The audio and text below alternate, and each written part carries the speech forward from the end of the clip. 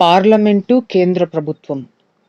రాజ్యాంగం దేశ పరిపాలనకు పార్లమెంటరీ తరహా విధానాన్ని రూపొందించింది. ఇందులో చట్టాలు చేసే అత్యున్నత సంస్థ పార్లమెంటు. గత సంవత్సరం మనం రాష్ట్ర స్థాయిలో చట్టాలు చేసే సంస్థల గురించి తెలుసుకున్నాం. ప్రతి రాష్ట్రంలో శాసనసభ సభ్యులు ఆ రాష్ట్రాలకు చట్టాలు చేస్తారు. కొన్ని అంశాలపైన మాత్రమే రాష్ట్రాలు తమ సొంత చట్టాలు చేస్తాయి. శాసనసభలు చేసిన చట్టాలు, విధానాలు అమలు చేయటానికి రాష్ట్ర స్థాయిలో అధికారులు ఉంటారు. ఈ సంవత్సరం మనం పార్లమెంటు జాతీయ స్థాయిలో పనిచేసే విధానం గురించి చదువుదాం. పార్లమెంటు పాత్ర. అనేక టీవీ ఛానళ్లలో లోక్సభ టీవీ ఛానల్ అనే దానిని మీరు చూడవచ్చు. కొత్త ఢిల్లీలో పార్లమెంటు భవనంలో సమావేశాల సమయంలో జరిగే చర్చలను ఇది ప్రసారం చేస్తుంది. పార్లమెంటు పనితీరును అర్థం చేసుకోవటానికి ఎప్పుడైనా ఈ ఛానల్ని చూడండి. మన పార్లమెంటుకి అనేక ముఖ్యమైన కర్తవ్యాలు ఉన్నాయి. వాటిల్లో దేశమంతటికీ చట్టాలు చేయటం అన్నిటికంటే ముఖ్యమైనది. అది దేశం మొత్తానికి మన అడవులు, సహజ వనరులైన గనుల వంటి వాటి వినియోగం గురించి, విద్య, ఇతర దేశాలతో సంబంధాలు, పరిశ్రమలు, వ్యవసాయం వంటి విషయాలకు సంబంధించి విధి విధానాలను కూడా రూపొందిస్తుంది. ఈ విధానాలకు అనుగుణంగా ప్రభుత్వాలు కార్యక్రమాలను అమలు చేయాలి. ఉదాహరణకు 1986లో జాతీయ విద్యా విధానాన్ని పార్లమెంటు రూపొందించింది. విద్యకి సంబంధించిన కార్యక్రమాలకు అది ఈనాటికి మార్గదర్శకంగా పనిచేస్తుంది. పిల్లలందరికీ నాణ్యమైన విద్య అందేలా చూడటానికి 2009లో పార్లమెంటు ఉచిత, నిర్బంధ ప్రాథమిక విద్యకు బాలల హక్కు అనే చట్టాన్ని చేసింది. పార్లమెంటు చేసిన కొన్ని ముఖ్యమైన చట్టాలు, విధానాల గురించి తెలుసుకోవాలి. వాటి గురించి తరగతిలో వివరించుకుందాం. కొత్త ఢిల్లీలోని పార్లమెంటు భవనాన్ని మనం గమనించవచ్చు. ప్రజల అభివృద్ధికి, సంక్షేమానికి పార్లమెంటు చేసిన చట్టాలను దేశాన్ని పరిపాలించే ప్రభుత్వం అమలు పరుస్తుంది. తన చర్యలకు పార్లమెంటు ఆమోదాన్ని ప్రభుత్వం పొందాలి. పార్లమెంటులో చర్చలు జరుగుతున్నప్పుడు ఏ అంశాలపైన అయినా స్పష్టత కోసం సభ్యులు ప్రశ్నలు అడగవచ్చు. ప్రభుత్వంలో దానికి సంబంధించిన సభ్యులు సమాధానాలు ఇవ్వాలి. ఈ విధంగా పార్లమెంటుకి ప్రభుత్వం జవాబుదారీగా ఉంటుంది. ప్రభుత్వ ఆదాయ ఖర్చులను కూడా పార్లమెంటు ఆమోదిస్తుంది. ప్రతి సంవత్సరం పార్లమెంటు ఆమోదం నిమిత్తం ప్రభుత్వం వార్షిక బడ్జెటును సమర్పిస్తుంది. పార్లమెంటుకు జవాబుదారీగా ఉండే ప్రభుత్వంతో కూడుకున్న పార్లమెంటరీ తరహా ప్రభుత్వ విధానం వల్ల ప్రయోజనాలు ఏమిటి? పార్లమెంటు చట్టాలు మాత్రం చేసి ప్రభుత్వాన్ని నియంత్రించకుండా ఉంటే సరిపోతుందా? తరగతి గదిలో చర్చించండి. పార్లమెంటుకి కానీ, శాసనసభకు కానీ జవాబుదారీ కాని ఇతర ప్రభుత్వ రూపాలు ఉన్నాయేమో తెలుసుకోండి. పార్లమెంటు సభలు. పార్లమెంటులో 2 సభలున్నాయి. అవి రాజ్యసభ, లోక్సభ. లోక్సభ సభ్యులు నేరుగా ప్రజల ద్వారా ఎన్నిక అవుతారు. రాజ్యసభ సభ్యులను రాష్ట్ర శాసనసభ సభ్యులు ఎన్నుకుంటారు. రాజ్యసభలో అత్యధికంగా 250 సభ్యులు ఉండవచ్చు. రాష్ట్రాల శాసనసభలు, కేంద్రపాలిత ప్రాంతాలు రాజ్యసభకు తమ ప్రతినిధులను ఎన్నుకుంటాయి. కేంద్రంలో శాసన ప్రక్రియతో రాష్ట్ర ప్రభుత్వాల సంబంధం కల్పించే మార్గాలలో ఇది ఒకటి.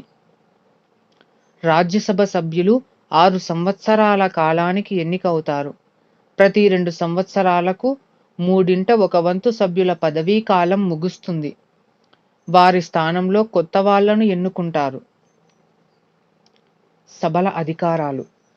రాజ్యాంగం ప్రకారం అనేక విషయాలలో లోక్సభకు అత్యున్నత అధికారాలు ఉన్నాయి. అది ఎలాగో చూద్దాం. మొదటిది, ఏ సాధారణ చట్టాన్నైనా ఉభయ సభలు ఆమోదించాలి. కానీ రెండు సభల మధ్య తేడాలు ఉన్నప్పుడు అంతిమ నిర్ణయాన్ని ఉభయ సభల ఉమ్మడి సమావేశంలో తీసుకుంటారు. లోకసభలో ఎక్కువ సభ్యులు ఉంటారు కాబట్టి ఇటువంటి సమావేశంలో వాళ్ళ మాటే చెల్లుబాటు కావచ్చు. ఆర్థిక విషయాలలో లోక్సభకు ఎక్కువ అధికారాలున్నాయి. ప్రభుత్వ బడ్జెటుని కానీ, డబ్బుకి సంబంధించిన ఏ ఇతర చట్టాన్ని కానీ లోక్సభ ఆమోదించిన తరువాత రాజ్యసభ దానిని తిరస్కరించటానికి వీలు లేదు. ఇది రెండవది. మరి మూడవది చూద్దాం.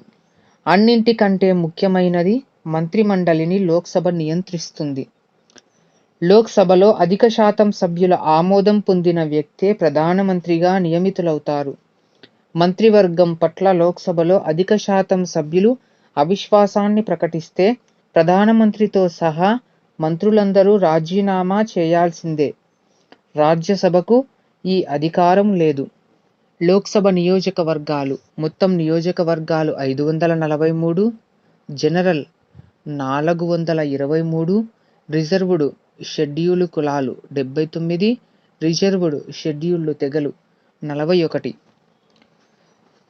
ఆంధ్రప్రదేశ్ రాష్ట్రంలో 42 మంది, అరుణాచల ప్రదేశ్ 2, అస్సాం 14 మంది, బీహార్ 40, ఛత్తీస్గఢ్ 11, గోవా 2, గుజరాత్ 26, హర్యానా 10, హిమాచల్ ప్రదేశ్ 4, జమ్మూ కాశ్మీర్ 6, జార్ఖండ్ 14, కర్ణాటక 28, కేరళ 20, మధ్యప్రదేశ్ 29, మహారాష్ట్ర 48, మణిపూర్ 2, మేఘాలయ 2, మిజోరాం నుండి 1, నాగాలాండ్ 1, ఒడిషా నుండి 21 మంది, పంజాబ్ 13, రాజస్థాన్ 25, సిక్కిం 1, తమిళనాడు 39 మంది, త్రిపుర 2, ఉత్తరాఖండ్ నుంచి 5, ఉత్తరప్రదేశ్ నుండి 80 మంది, పశ్చిమ బెంగాల్ నుండి 42.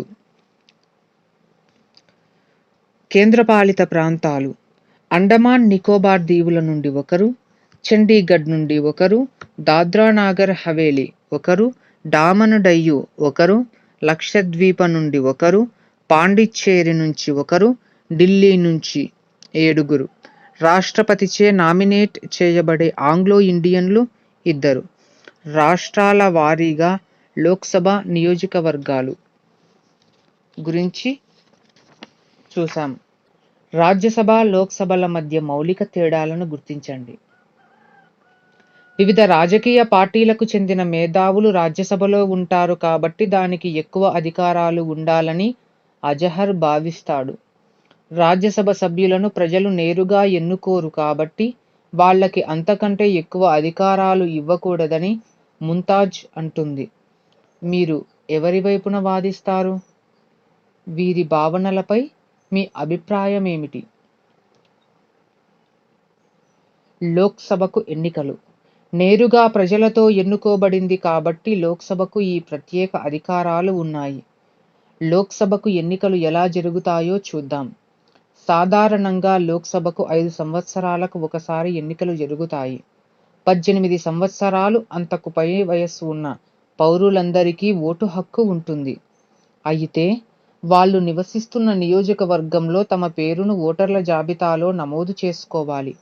25 సంవత్సరాల వయసు ఉన్న వ్యక్తి ఎన్నికల్లో పోటీ చేసి లోక్సభ సభ్యులు కావచ్చు.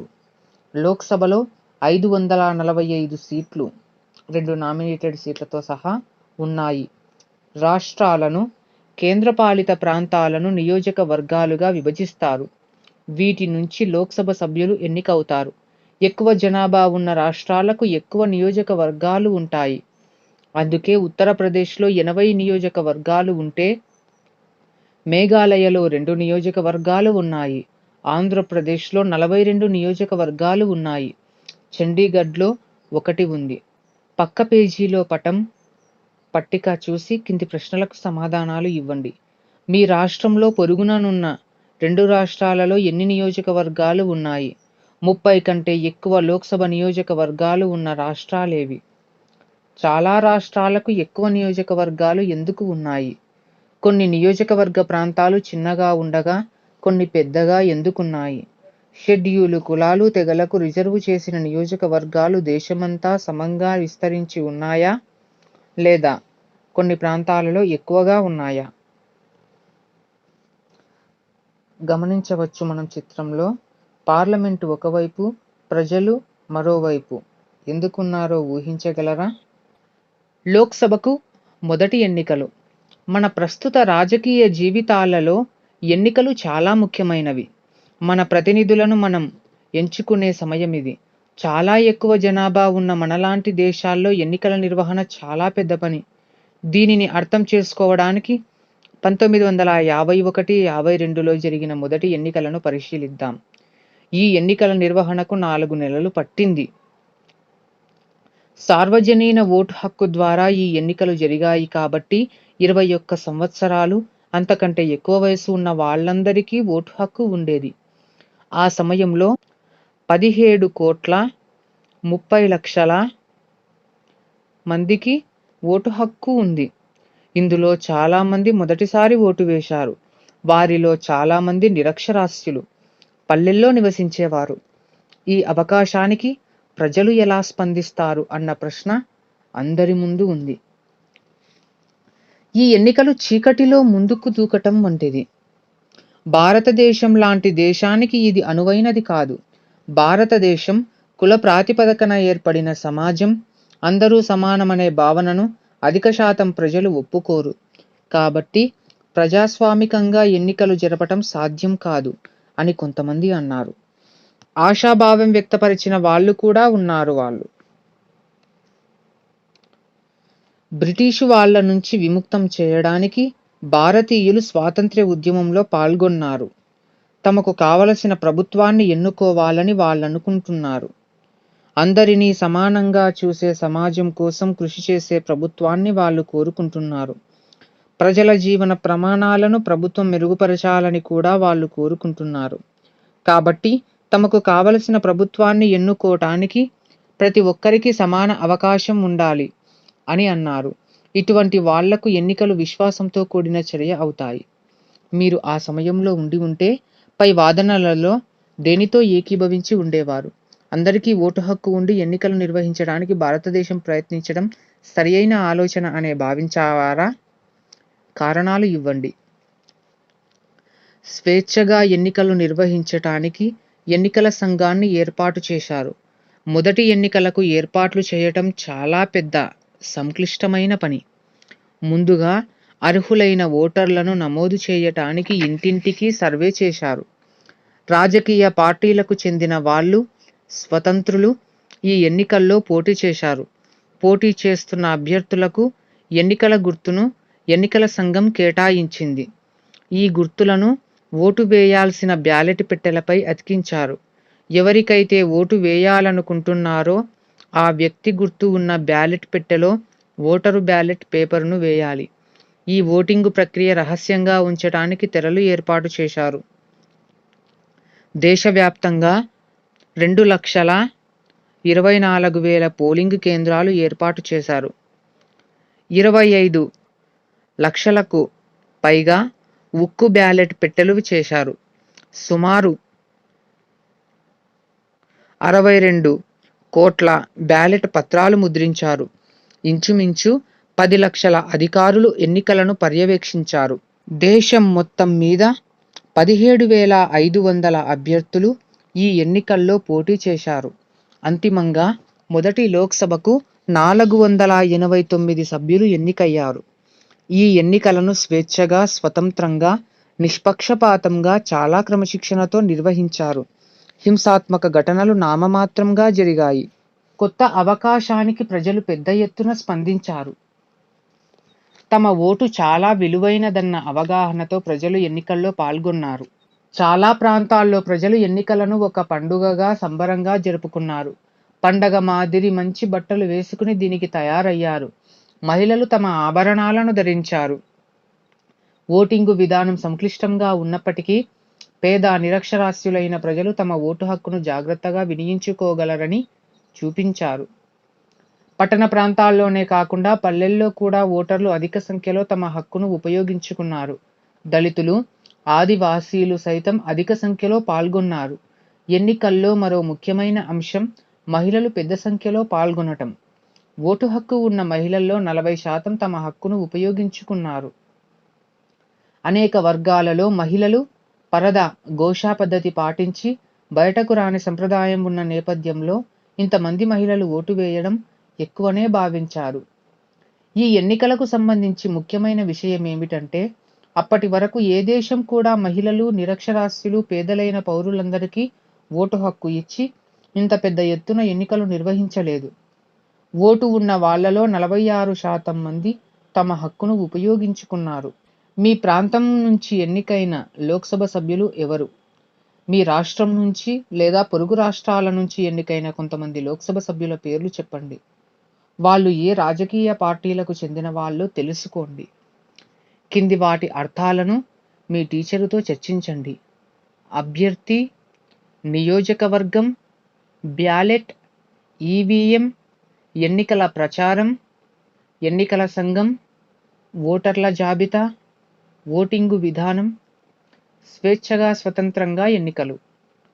ప్రస్తుత రాజకీయ పార్టీల ఎన్నికల గుర్తులు గురించి తెలుసుకోండి. మొదటి ఎన్నికలు పెద్ద సంక్లిష్ట పని అని ఎందుకు అయ్యింది? ప్రస్తుతం ఎన్నికలను ఎలా నిర్వహిస్తున్నారో మీ తల్లిదండ్రులు, టీచర్లతో చర్చించండి. మొదటి ఎన్నికలు, ప్రస్తుత ఎన్నికల మధ్య తేడాలు రాయండి. బ్యాలెట్ పెట్టే, బ్యాలెట్ పత్రాలు, ఓటు హక్కు వయస్సు. ఓటింగు రహస్యంగా ఎందుకు ఉండాలి? స్వేచ్ఛగా స్వతంత్రంగా ఎన్నికలు నిర్వహించటంలోని సవాళ్లు. ఒక ఆదర్శ స్థితిలో వివిధ అభ్యర్థుల గురించి, వాళ్ళు అనుసరించబోయే విధానాల గురించి ప్రతి ఓటరుకి తెలిసి, ఏ విధానాలను తాము ఇష్టపడుతున్నారు, పార్లమెంటులో తమ ప్రయోజనాలకు ఎవరు బాగా ప్రాతినిధ్యం వహించగలరు అన్నవి ఆలోచించుకుని అప్పుడు ఓటేయాలి. ఈ అభ్యర్థికి కానీ, ఆ అభ్యర్థికి కానీ ఓటు వేయమని భర్త చెప్పాడని, లేదా యజమాని చెప్పాడని కానీ, లేదా కులనాయకుడు లేదా మత గురువు ఆదేశించారని, లేదా ఎవరో డబ్బులు ఇచ్చారని ఒత్తిళ్లకు లోనుకోకాకుండా ఓటు వేయాలి. ప్రతి ఒక్కరూ ఎవరికి వాళ్ళు నిర్ణయం తీసుకోవాలి. అయితే వాస్తవ ఆచరణలో ప్రజలు కులం, మతం, డబ్బు, ఇతర బహుమతులు వంటి ఇతర అంశాలను పరిగణలోకి తీసుకుని ఓటు వేస్తారు. తరచు స్థానికంగా బలవంతులైన వాళ్ళు ఫలానా వ్యక్తికి ఓటు వేయమని ఇతరులను భయభ్రాంతులను చేస్తారు. ఓటర్లను ప్రభావితం చేయటానికి ప్రభుత్వ యంత్రాంగాన్ని కొన్నిసార్లు అధికారంలో ఉన్న పార్టీ ఉపయోగించుకుంటుంది. ఇటీవల కాలంలో ఎన్నికల సంఘం ఇటువంటి చట్టవిరుద్ధ చర్యలను అరికట్టడానికి కఠిన చర్యలు చేపడుతోంది. ఈ చర్యల గురించి తెలుసుకోండి. లోక్సభకు ఇప్పటి వరకు చాలాసార్లు ఎన్నికలు జరిగాయి. వివిధ ఎన్నికల్లో ఓటింగు శాతాన్ని పక్కన ఉన్న పట్టిక ఇస్తోంది. ఈ సమాచారం ఆధారంగా కింది ప్రశ్నలకు సమాధానాలు ఇవ్వండి. లోక్సభకు ఎన్నిసార్లు ఎన్నికలు జరిగాయి? ఎంత శాతం ఓటర్లు ఓటు వేశారో తెలుసుకోవటం ఎందుకు ముఖ్యం? ఇది మనకు ఏం చెబుతుంది? ఓటు ఉన్న వాళ్లలో చాలామంది తమ హక్కును ఎందుకు ఉపయోగించుకోవటం లేదు? కారణాలు ఏమై ఉండవచ్చో చర్చించండి. మొదటి ఎన్నికల సమయంలో వివిధ వ్యక్తులు వ్యక్తపరిచిన అభిప్రాయాలు ఏమిటి? పట్టిక 1952 నుండి 2009 వరకు ఓటు హక్కు వినియోగించుకున్న ఓటర్ల శాతం. లోక్సభకు ఎన్నికలు జరిగిన సంవత్సరము, ఓటు హక్కు ఉపయోగించుకున్న ఓటర్ల శాతాన్ని గమనిద్దాం. 1952 46%, 1957 48%, 1962 55%, 1967 61%, 1971 55%,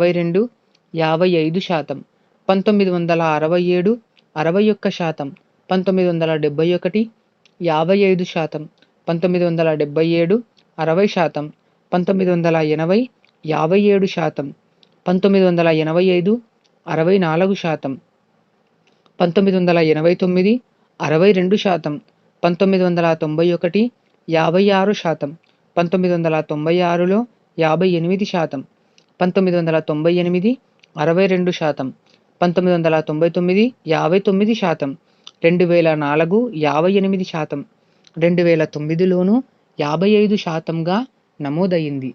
2009 లోక్సభ ఎన్నికకు సంబంధించి కొన్ని ఆసక్తికరమైన వివరాలు. పార్లమెంటు నియోజకవర్గాల సంఖ్య 543. మొత్తం ఓటర్లు 71,69,85,101 మంది. పోటీ చేసిన అభ్యర్థుల సంఖ్య 8,070 మంది. పోటీ చేసిన పురుష అభ్యర్థులు 93.1%గా 7,514 మంది. పోటీ చేసిన మహిళా అభ్యర్థులు 6.9%గా 556 మంది పోటీ చేసిన మహిళా అభ్యర్థులు. ఏర్పాటు చేసిన పోలింగ్ కేంద్రాల సంఖ్య 8,34,919. స్థానిక పరిశీలకుల సంఖ్య 1,39,284. పోలింగ్ సిబ్బంది 46,90,575. నియమించిన వీడియోగ్రాఫర్ల సంఖ్య 74,729. నియమించిన డిజిటల్ కెమెరాల సంఖ్య 40,599. ప్రత్యేక రైళ్ల వినియోగం 119. హెలికాప్టర్ల వినియోగం 55. 1996 ఎన్నికల్లో నిరక్షరాస్యులు, పేదలు అయిన ప్రజల్లో 61% ఓటు హక్కు వినియోగించుకున్నారని ఒక సర్వే ద్వారా తెలిసింది. అయితే పట్టభద్రులలో ఇది 53% మాత్రమే. ఈ తేడాకు కారణాలు ఏమై ఉంటాయి చర్చించండి. చట్టాలన్నింటినీ పార్లమెంటులో చేయరు. ఈ పట్టిక చూస్తే ఈ కింది విషయం వెల్లడవుతుంది. కేంద్ర జాబితా. ఈ విషయాలపై కేంద్రం మాత్రమే చట్టాలు చేయగలుగుతుంది. అనేక విషయాలపై పార్లమెంటు మాత్రమే చట్టాలు చేయగలదు. ఈ చట్టాలు దేశం అంతటికీ వర్తిస్తాయి. ఉదాహరణకు మన దేశమంతటికీ కరెన్సీ రూపాయి ఉంది. కాబట్టి డబ్బులు, బ్యాంకుకు సంబంధించిన ఏ చట్టమైనా పార్లమెంటు మాత్రమే చేస్తుంది. అదేవిధంగా మనకు టెలిఫోను, తపాలా వ్యవస్థకు ఉమ్మడి నియమ నియంత్రణలు ఉండాలి. పార్లమెంటు పరిధిలో ఉన్న మరో విషయం దేశ రక్షణ. సైన్యం రక్షణకి సంబంధించిన అన్ని చట్టాలను పార్లమెంటు మాత్రమే చేస్తుంది. రాష్ట్ర జాబితా. రాష్ట్రాల శాసనసభలు మాత్రమే చట్టాలు చేయగల విషయాలు. రాష్ట్రాల శాసనసభలు మాత్రమే ఈ విషయాలకు సంబంధించి చట్టాలు చేయగలవు. అంటే వివిధ రాష్ట్రాలకు వేరువేరు చట్టాలు ఉంటాయన్నమాట. ఉదాహరణకు రాష్ట్రంలో సరుకుల అమ్మకం, కొనుగోలుపై అమ్మకం పన్ను విధిస్తారు. రాష్ట్ర ప్రభుత్వాలకు ఇది ప్రధాన ఆదాయ వనరు. ఈ పన్ను వసూలు చేయడానికి ప్రతి రాష్ట్రం తమ సొంత చట్టాలు చేస్తుంది. కాబట్టి ఏ సరుకుల మీద పన్ను వేస్తారు, ఎంత పన్ను వేస్తారో అన్న దాంట్లో రాష్ట్రాల మధ్య తేడాలు ఉంటాయి. తమ సరిహద్దులలోపు సరైన రోడ్డు రవాణా మార్గాలు ఉండేలా చూసే బాధ్యత రాష్ట్రాలదే. కాబట్టి జాతీయ రహదారులు మినహాయించి అన్ని రోడ్ల నిర్మాణం, నిర్వహణలను రాష్ట్రాలు చేపడతాయి. రాష్ట్ర ప్రభుత్వం బాధ్యత వహించే ముఖ్యమైన విషయాలు వ్యవసాయం, సాగునీరు, పోలీసు, వైద్య సేవలు. ఇవన్నీ రాష్ట్రాల జాబితాలోకి వస్తాయి. ఈ విషయాలపై రాష్ట్ర శాసనసభలు చట్టాలు చేస్తాయి. ఉమ్మడి జాబితా. పార్లమెంటు, రాష్ట్ర శాసనసభలు రెండూ చట్టాలు చేయగల విషయాలు. కొన్ని విషయాలపై పార్లమెంటు, రాష్ట్ర శాసనసభలు రెండూ చట్టాలు చేయవచ్చు. ఉదాహరణకు విద్యా విధానం అన్నది కేంద్ర రాష్ట్ర ప్రభుత్వాల రెండింటి బాధ్యత. ప్రతి రాష్ట్రంలో కేంద్రీయ విద్యాలయాలు, కేంద్రీయ పాఠశాలలు వంటి కేంద్రం నడిపే బడులతో పాటు రాష్ట్ర ప్రభుత్వ విద్యాశాఖ నడిపే బడులు కూడా ఉంటాయి. కేంద్ర రాష్ట్ర ప్రభుత్వాలు రెండూ చట్టాలు చేసే మరికొన్ని ముఖ్యమైన విషయాలు కర్మాగారాలు లేదా పరిశ్రమలు, విద్యుత్తు కార్మికులు వంటివి. అయితే ఒక విషయంపై పార్లమెంటు, రాష్ట్ర శాసనసభ రెండూ పరస్పర విరుద్ధ చట్టాలు చేస్తే రాష్ట్ర శాసనసభ చేసిన చట్టం కాకుండా పార్లమెంటు చేసిన చట్టమే వర్తిస్తుంది. గత సంవత్సరం చదివిన చట్టాలను గుర్తు చేసుకోండి. రాష్ట్ర శాసనసభలలో లేదా పార్లమెంటు గత సమావేశంలో చర్చించిన కొత్త చట్టాల గురించి తెలుసుకోండి. రాష్ట్రపతి, ఉపరాష్ట్రపతి. అన్ని రాష్ట్రాల శాసనసభ్యులు, పార్లమెంటు ఉభయ సభల సభ్యులు రాష్ట్రపతిని ఎన్నుకుంటారు. పార్లమెంటు ఉభయ సభల సభ్యులు ఉపరాష్ట్రపతిని ఎన్నుకుంటారు. రాజ్యసభకు చైర్మన్గా ఉపరాష్ట్రపతి వ్యవహరిస్తారు. రాష్ట్రపతి లేని పక్షంలో ఆ బాధ్యతలు ఉపరాష్ట్రపతి నిర్వర్తిస్తారు. పార్లమెంటు చట్టం చేసిన తరువాత రాష్ట్రపతి వాటిపై సంతకం చేసి ఆమోదం తెలిపిన తరువాతే అది అమలులోకి వస్తుంది. తప్పు వాక్యాలను సరిచేయండి. రాష్ట్రపతి, ఉపరాష్ట్రపతిని ఒకే రకం వ్యక్తులు ఎన్నుకుంటారు. రెండవది, దేశంలో ప్రతి ఓటరు రాష్ట్రపతిని ఎన్నుకుంటారు. మూడవది, రాష్ట్రపతి ఎన్నికలో ఆంధ్రప్రదేశ్ శాసనసభ్యులు పాల్గొంటారు. నాలుగవది, అన్ని శాసనసభ్యులు ఢిల్లీ, పాండిచ్చేరిలతో సహా రాజ్యసభ, లోక్సభ సభ్యులు రాష్ట్రపతిని ఎన్నుకుంటారు. మంత్రివర్గం, ప్రధానమంత్రి. పార్లమెంటు, లోక్సభ, రాజ్యసభల నుంచి మంత్రివర్గ సభ్యులను ప్రధానమంత్రిని ఎంపిక చేస్తారు. పార్లమెంటు చట్టాలను చేయటమే కాకుండా చట్టాల ప్రకారం ప్రభుత్వాన్ని నడిపే సభ్యులను కూడా ఇస్తుంది. కాబట్టి భారతదేశానికి పార్లమెంటరీ ప్రభుత్వ విధానం ఉందని అంటారు. ఈ రెండు పాత్రలు వేర్వేరు. మొదటి దానిని శాసన అధికారం అంటారు, అంటే చట్టాలు చేయడం. రెండవది కార్యనిర్వహణ అధికారం. దీంట్లో పార్లమెంటు చేసిన చట్టాలను, నిర్ణయాలను అమలు చేస్తారు. కార్యనిర్వాహక వర్గానికి అధిపతిగా రాష్ట్రపతి ఉంటారు. ప్రధానమంత్రి, మంత్రివర్గం అన్ని మంత్రిత్వ శాఖలకు బాధ్యత వహిస్తారు. గణతంత్ర దినోత్సవం నాటి రాష్ట్రపతి భవనం చూస్తున్నాం. వాళ్ళ కింద పెద్ద సంఖ్యలో ప్రభుత్వ ఉద్యోగులు ఉంటారు.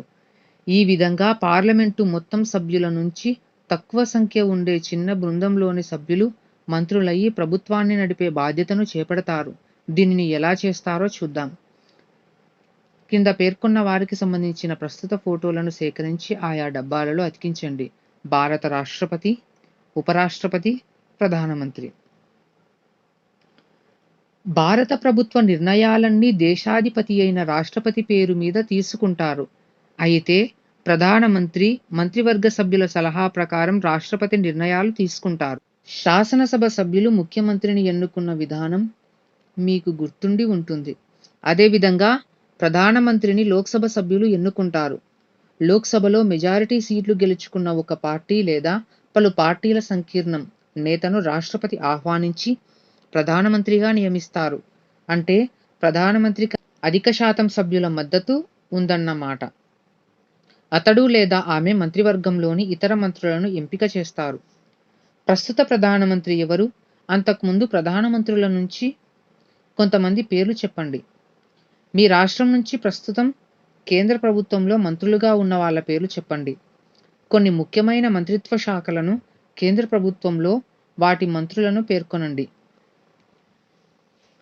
ప్రభుత్వంలోని కార్యనిర్వాహక వర్గంగా మంత్రివర్గం, క్యాబినెట్ పనిచేస్తుంది. అది చట్టాలను అమలు చేస్తుంది. చట్టాలకు అనుగుణంగా దేశాన్ని పరిపాలిస్తుంది.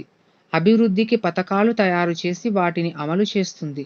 కొత్త చట్టాలను, విధానాలను తయారు చేసి లేదా పాత చట్టాలు, విధానాలను సవరించి వాటికి పార్లమెంటు ఆమోదం పొందుతుంది. ప్రభుత్వ పని ఆర్థిక, విదేశాంగ వ్యవహారాలు, హోం దేశ అంతర్గత భద్రత, రక్షణ, రైల్వేలు, పరిశ్రమలు, వ్యవసాయం, విద్య, ఆరోగ్యం వంటి అనేక రకాలుగా విభజించి ఉంటాయి. ఒక్కొక్క రంగానికి ఒక్క మంత్రి నేతృత్వంలో మంత్రిత్వ శాఖ ఉంటుంది. మంత్రితో పాటు ప్రతి మంత్రిత్వ శాఖలో కార్యదర్శి కింద పనిచేసే అధికారులు పెద్ద సంఖ్యలో ఉంటారు. వీళ్ళు మంత్రిత్వ శాఖకి సంబంధించి రోజువారీ పనిచేస్తారు. వివిధ అంశాల మీద మంత్రి పూర్తి సమాచారంతో నిర్ణయం తీసుకోవటానికి, సహకరించటానికి వివిధ అంశాలను అధ్యయనం చేసి నోట్సు, ప్రతిపాదనలు తయారు చేస్తారు. ఈ నిర్ణయాలు అమలు చేసే బాధ్యత కూడా ఈ మంత్రిత్వ శాఖ అధికారులదే. ప్రభుత్వ ఏర్పాటుకి సంబంధించి ఈ క్రింది వాటిలో సరైనది ఏది?